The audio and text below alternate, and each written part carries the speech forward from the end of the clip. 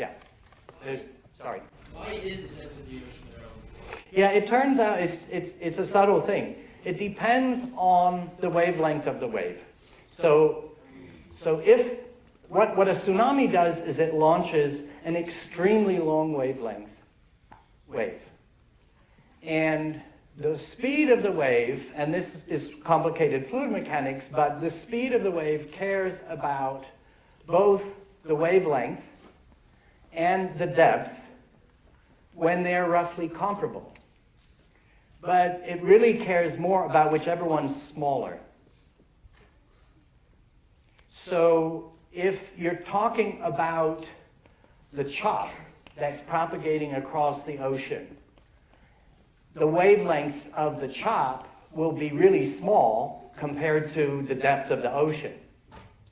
And so the speed will depend on the wavelength of the chop. Until what? Until it comes so close to the shore, now that the depth is getting comparable, then the speeds start changing, and that piles the wave up to crest.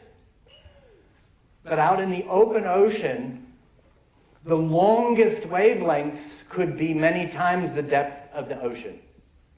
And that sets the maximum speed then of the wave. So it is it's more complicated than what I'm alluding to. But in the limit that the wavelength is long compared to the depth, it's dominated by the depth. Yes, ma'am?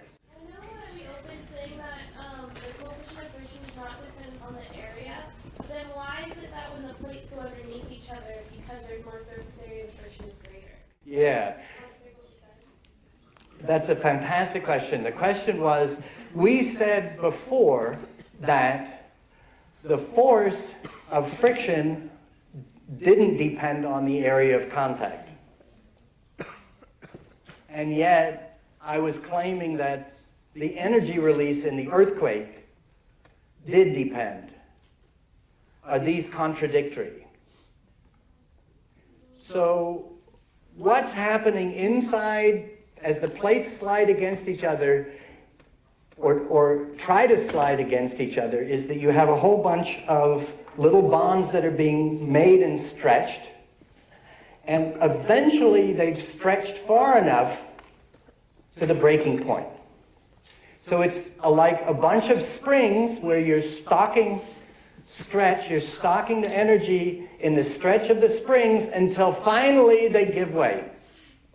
So the amount of energy that you can store will depend on how many springs that you get to stretch. And so that's a great question, and that's how to reconcile the two. So the force per unit area depends only on the normal force and the coefficient of static friction, but for these subduction faults, the area involved can be much greater.